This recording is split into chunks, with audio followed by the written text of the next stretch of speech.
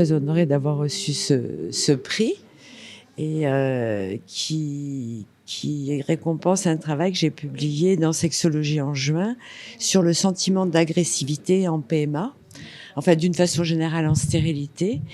Et en fait, ce sentiment d'agressivité met en jeu deux thématiques qui sont différentes. Il y a la thématique du diagnostic et du traitement, comme dans toutes les autres pathologies en médecine, mais il y a une thématique qui est très particulière, qui est celle du désir d'enfant.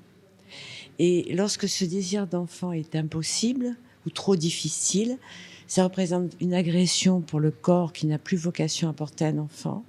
C'est une agression aussi pour le psyché qui n'a plus vocation de transmission d'histoire familiale, et c'est une agression pour la sexualité qui n'a plus vocation de reproduction.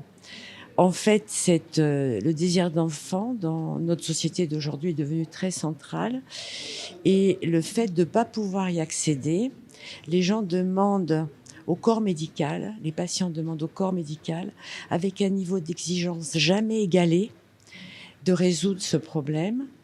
Les médecins sont souvent un peu débordés par les demandes des patients, donc on en appelle à la société pour savoir jusque va la science. Et la société va essayer de répondre à travers les lois de bioéthique. Donc on en parle en ce moment à l'Assemblée nationale. Et au-dessus, c'est le politique, on attend, qui va décider. Et une fois que le politique a décidé, la loi, elle s'impose à tous. Et quand la loi s'impose à tous, c'est parfois au détriment du désir personnel et donc avec un sentiment de profonde injustice. On est dans une société où les patients ont des droits après les événements de 1968. C'est un enfant, si je veux, quand je veux, j'ai le droit, c'est ma liberté, etc.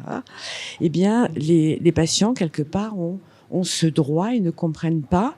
Et en fait, c'est pas un droit, le désir d'enfant. Ils ne comprennent pas la loi, et donc les patients se trouvent devant un obstacle difficile à franchir, où il faut que les médecins fassent preuve de compassion pour les aider à franchir ces obstacles. Donc ça a été l'objet de ma réflexion, qui met en mal à la fois les patients, mais aussi à la fois le corps médical, et je pense à la fois aussi la société qui doit répondre à une mutation sur la famille. Voilà.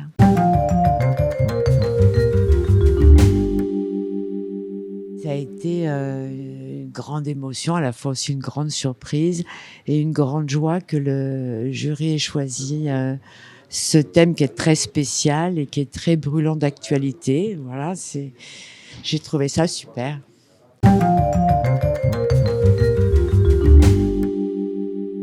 Le caractère français des publications, j'ai vu que l'objectif était de promouvoir la langue française.